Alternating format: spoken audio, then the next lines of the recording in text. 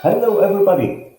Are you still sitting? I think it's time to stand up a bit, move around, get energized, because here we are with Mr. Danish Dhamani from Orai. Welcome. How do you feel like today, Danish? Are you okay? I'm doing really well. Excited to present something cool today. Very well. You actually are going to present about presenting because you have founded Orai a few years ago. I think it's 4 years now. Is it? That's right.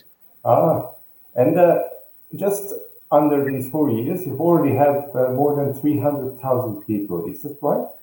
That's right. I think this idea of improving public speaking is a very universal concept. Many people want to improve on it, and that's what we're working on.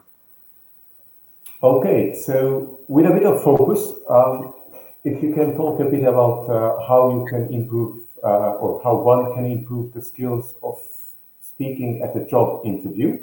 Yes. Um, and at the end, we will still have some time for questions. So please, our beloved audience, do use the Q&A at the right hand side of the screen. And I will hide myself and the focus is on you, Danish. Thank you for being here. Of course.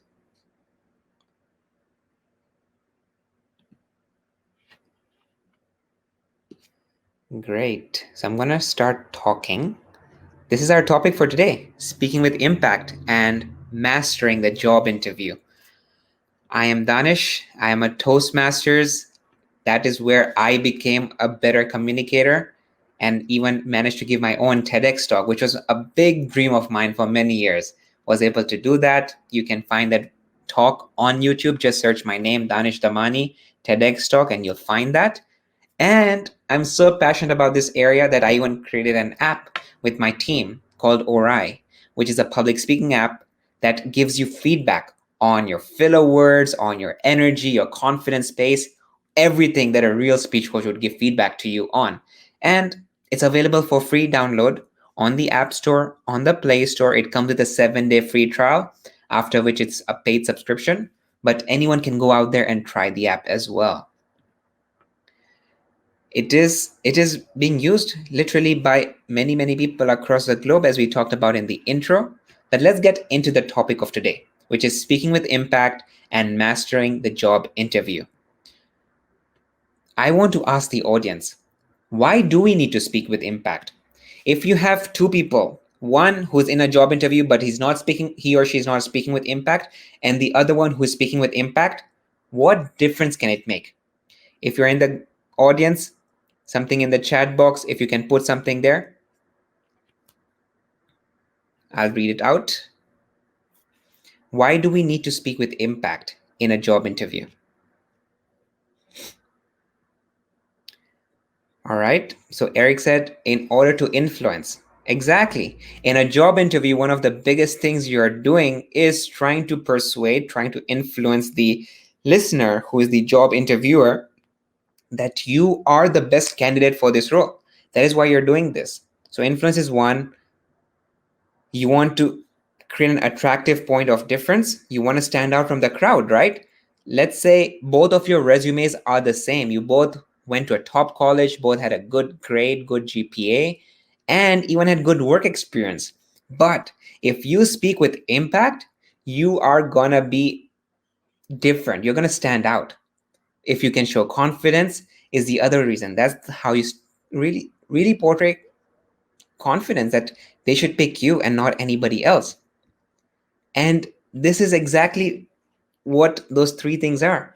If you can speak with impact, you're doing these things, what I like to call the 3 C's: confident, compelling, and being concise. If you are doing these three things, then you are speaking with impact. Then you will stand out from everyone else and be the most attractive candidate for the job. Now, how do we do this? Before we get into my tips, I'm going to show you a video. There's an interview, not a job interview, but it's a BBC interview. Take a look, and as I'm playing it, think about one thing that this person is doing well and one thing that this person could improve on, and tell me again in the chat box. I'll play the video now. Scandals happen all the time. The question is, how do democracies respond to those scandals? And what will it mean for the wider region? I think one of your children has just walked in. I mean, shifting shifting sands in the region, do you think relations with the North may change? I would be surprised if they do. Pardon me. My apologies. What's this going to mean for the region? My apologies.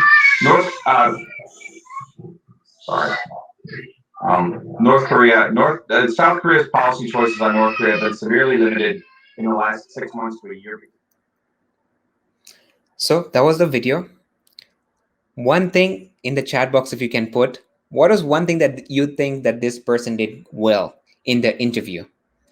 And one thing this person could have done a little bit better. Okay, so good. Thanks, Laszlo. You said his appearance was professional. That's amazing. We need to keep that in mind. If you're going for the job interview, you need to look awesome. Imagine if he was wearing a shirt and shorts. Maybe he's still wearing shorts under there, but at least in his view, it's not showing. So he's looking top.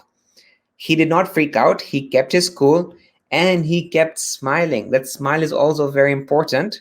Handle the interruption. Bad, he could have included his children. Thanks, Lisa.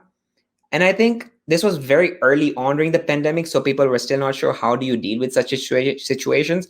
But now this has become normal. If children walk in, if your dog or your cat walks in, it's okay. Have them on your table, have them on your desk. That's something that now people can get better in. Cool. Now, let's talk about some of my top tips and tricks. The first one, this is my best tip. And if you're taking notes, please, these are like my top 8 or 9 tips. Take notes. The first one is smile. And what I like to call a 20% smile. Not too much and not too little. Just 20%. What it does is it makes you look confident. The thing is, when we as human beings, when we're speaking, whether it's a job interview, an important meeting, when we are stressed, when we're thinking too much about what we're going to say next, we actually forget to smile. And the best way to remind ourselves to smile is to take a sticky note, draw a nice smiley face like what I have in this photo here, and stick it right here near this green dot, your red dot of your webcam. Just stick a nice smiley sticky note and also look straight there. That's my next tip, which is eye contact. If you see what I'm doing, I'm not looking at my slides. If I look at my slides, if you look at me, it will look like I'm not looking at you when I'm presenting. And this doesn't really look well. However, when I look at the webcam, that is where my audience lives. And when you look there, it makes it seem like I am talking directly to you. Now, if you're in a physical in-person job interview, you need to do the same thing. Look at the job interviewer in the eye. Many times, again, when we as human beings are stressed out, when we're thinking of what you're going to say next, we tend to look down or we tend to look up when we're thinking. We need to avoid that. We need to look straight in the eye, just like what Oprah is doing. It makes it feel like she's there. She's present. She's listening to you and she's talking straight to you. You want to have your eye contact really well. Top tip number 2. Number 3, what do you do with your hands? Well, don't make it a distraction. The thing is, when many people talk, they tend to make their hands just move randomly. Don't make them move randomly. Make them move with purpose. If you don't need them, keep them down here. But when you can use them with purpose, use them. For example, remember right up front when I mentioned there are 3 things that speaking with impact does? The first one was confident, the second was being compelling, and the third one was being concise. This is when I'm using my hand gestures very, very to the point of my content. So I made a gesture of pointing, of counting, of listing. So try and use different hand gestures. Maybe it's a big point you're talking about, or you're talking about a very tiny feature in your product pipeline that you're working on. So use those kinds of hand gestures as well. Make them different. Don't have random hand gestures. Then your body language. One thing you don't want to do is sit like this what you're seeing in the video, it makes it look unprofessional. Well, if it's a casual meeting, that's okay. But in a job interview, make sure you don't sit like this. Make sure you're not leaning behind like this. Make sure your back is straight. And one of my biggest tip of keeping your back straight, if all of you are sitting down right now on a chair, look at your feet. If you can cross your feet down like this, what that does, it automatically makes your spine straighten up. When you're sitting, just cross your feet. And that automatically just makes your physical posture better. It makes your spine straight and upright. And what it does, it makes it feel like you are, again, present. It also makes you look confident. And it makes you feel confident when your back is straight as well. So that's with your body language. Now we come into your delivery. Filler words. In the chat box, can people give me some examples of filler words? Maybe something you heard this week in a meeting. Maybe you were talking to someone. What were some of the filler words that you hear often or you don't like hearing at all? Yep. Yeah. So, okay. People use okay again and again after every sentence, even well after every sentence. That's when it becomes a filler word. Why is it called a filler? Filler word is something that fills your sentence. It makes it seem like you are not sure what you're saying. It makes you feel like you're hesitant. It reduces your confidence. It fills words that are not necessary to convey your meaning. You need to avoid them. How do you avoid them? A, prepare. So practice beforehand. Like this presentation that I'm giving, I actually practice it around 4 times right before this. That's why you're not seeing any ums or uhs. It feels like I know exactly what's coming next. So practice and prepare. But number 2, if you think you're going to use a filler word, just pause. Take a half a second pause. Take a 1 second pause. Or take your glass of water and just drink your glass of water.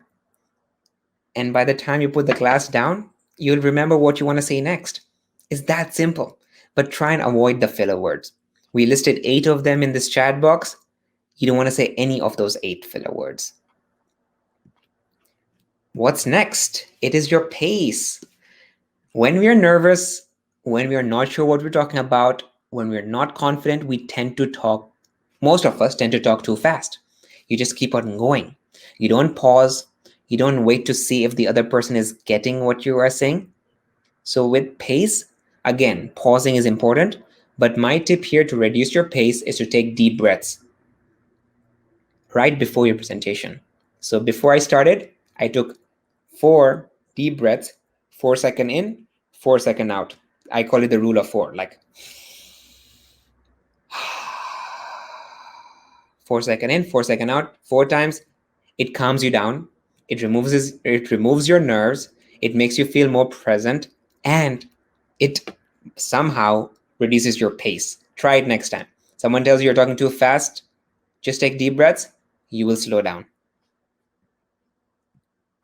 Volume and clarity. I hope everyone can hear me clearly because I am speaking at a volume that's loud enough. If someone in front of me was sitting, they would hear me clearly. I'm also making sure I open my mouth and enunciate each word really well. And this is so important and much more important for those for whom English might be second language. If you have an accent and you tend to speak in a way that people cannot really understand, slow down, over enunciate your words, open your mouth even more, practice with some tongue twisters before an important presentation.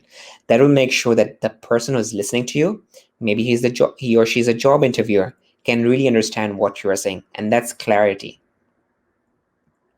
Last but not least is your energy.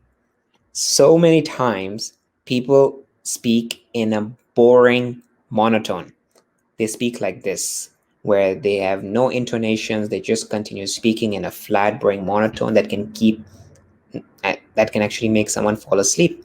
So boring. Instead, think of your speech as a roller coaster, where at times you're going up and at times you're going down. At times you're stressing on something. At times you take yourself back. So think of it as a roller coaster and go up and down. And that's it. Those are my top 8-9 tips. I hope you took notes, and we'll open it to some Q&A.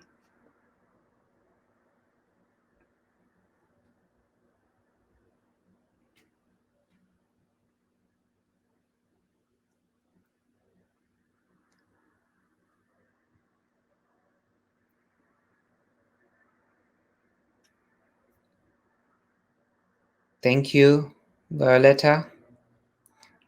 I tried my best. I think practice is one of the most underrated tool in speaking with impact. If you practice your thing 3 or 4 times, you are certain you will be 2 to 3 times better. Hey, I'm back. I was frozen for a moment. I'm sorry. So I'm still looking for some questions with the Q&A. While I thank Danish for the great, I think 8 or 9 tips. Was it 10? I didn't count after the 5. All right. So a lot of tips, but you are also a tech businessman yourself. So about Orai a bit. When it comes to the people you work in Orai, do you also look at how they speak or even advise them to use the software of the company itself? Yeah. And in our team, we have our daily stand-ups. So we are very aware of how someone is communicating, what they presented or what they worked on. So yeah, it's something that we internally stress on. And we have even had in our team TEDx type days where we would make, after 3 months, everyone would prepare a TEDx style talk and present, and everyone would give feedback. Very well. So you have some like internal events throughout the year? Yeah, internally, I think one of the best things that teams can do that companies can do for their team members or their employees is giving them more and more opportunities to speak. So either send them to conferences, send them to events, or if not, create your own internal events. 2 low-hanging events are lunch and learn. So have one employee a week or one employee every other week prepare a topic that they present on. And it doesn't have to be something that we as a company are working on. It can be about sleep, for example, something outside. But or history, like Susan said in the last session I moderated today. Yeah. So having lunch and learns and having a TEDx talk event, maybe once a quarter, great ways of improving everyone in your team. Very well. I just looked at the Q&A and it's just flourishing. All right. How do you end an interview? So someone in the chat box, Marie, asked, how do you talk about yourself?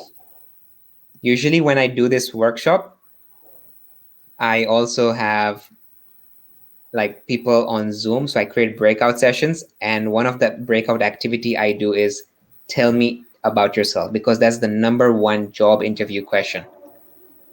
So one thing that I suggest over there, and I know you're presenting another question, Laszlo, but I'll cover this one. I know. I'm waiting with that one. It needs to be short and concise. And I like to keep it under 60 seconds. 45 seconds is awesome. And it needs to be different. So don't come in and say, hi, I am Marie. I am a mechanical engineer. And the last job I did was X, Y, and Z. No, everyone is going to say that. Plus, the job interviewer has already seen your resume. They have it in front of them. They know what you do. So start with a story. The way I like to start is, my dream was to work for Elon Musk, either in SpaceX or Tesla. But when I went through my job, when I went through college, I realized that my communication skills wasn't up to speed. And so I decided to go to Toastmasters. And from there, I realized that this is a learnable skill. I'm just giving us example here of a story. So start with a story. If you can start with a story, it really hooks the audience. And then you can talk about, okay, maybe you're a mechanical engineer, maybe you are an architect, and what type of roles you're looking for, or why that company is the one that you are interviewing with. That's how I like to start that. Second question is, how do you end an interview? Usually all interviews end with, hey, do you have any questions for me? Be ready for that. And don't just ask basic questions. Ask something different. For example, maybe the job interviewer is a manager and you saw that they worked for 7 years at a different company and they just joined this company. So you can ask them, hey, I saw you used to work for 7 years at Google. What made you leave Google and join this company? How did you decide, and what was your decision-making criteria to come and join this company? What did you see? So things like that are very unique questions that they might hear once a week or they might have not heard. Try and prepare some of those. If you can't, Google different unique job interview questions. You'll get some. Thank you, Danish. The next one up. What you should never say in a job interview, even if you can tell it without the ums and other fillers. This is a very general question. I would say I don't know here. It really depends.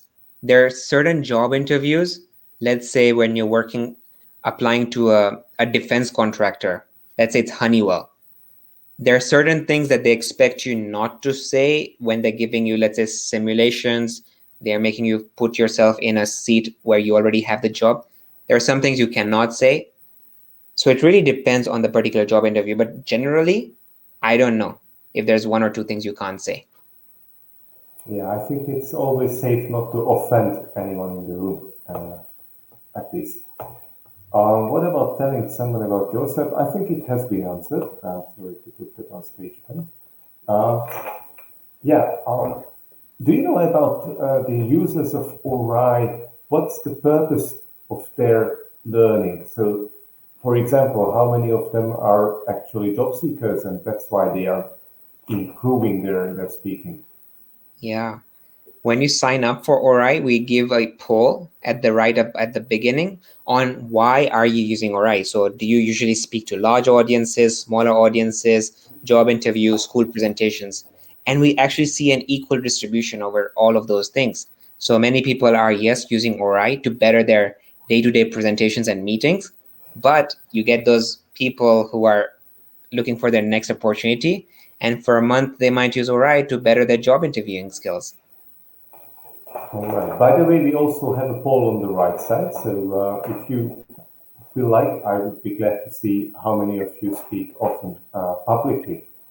Now, to end, so to say, the presentation, because it's time is up at least. A special question to you. When was the last time you had a job interview and how did it go? I think it was right in my college year, looking for internships. I don't remember how it went because it was so long ago, but I tend to enjoy job interviews. Any moment I can talk to another person, I enjoy it. So I think it went well because I got that job during my internship. Thank you, Danish. I do not see any more questions. Yes? One answer. Come on. How do you remain confidential when there is discussion of salary or rates by the interviewer? Confident and concise and compelling.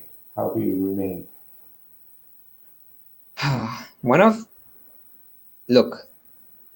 Practice. Again, practice is one of those ways. If you know that you tend to not get startled when the salary or rates come in the question, ask a friend of yours to ask you that question. So they can say, Marl, what type of a salary are you expecting for this position? Okay, try and answer that with your friend. So if you practice, you will not startle. You will remain confident, especially when you already have an answer that you want to answer with. Yeah, thank you very much, Danish. And also, by the way, Marl, I guess it's what gives you confidence is knowledge. So if you know what you ask is not too much, you will remain confidential at all times. Thank you for everybody for staying with us today. Thanks for Tech Jobs Fair to organize this and to enable us to ask Danish these questions. Do visit Orai. I don't know if you have a booth over here or it's easier to connect with you on LinkedIn or via the web page, but I strongly suggest to do so. So that's all for today. That's all, folks. Yeah. Thank you for joining. Would love to hear how you felt the presentation. So if you see the polls right next to chat and Q&A, I have a poll right there. How would you rate this workshop? Would love to hear how you felt, whether this was valuable or not so valuable. It helps me improve my presentation next time. Thank you. Thanks. Then I still leave this session open for a few seconds so that the votes could come in. Because when I end the session, the vote is also ended. Yeah. Votes are coming in. Yeah, I can put that on stage. Good. All right, 4s and 5s all along.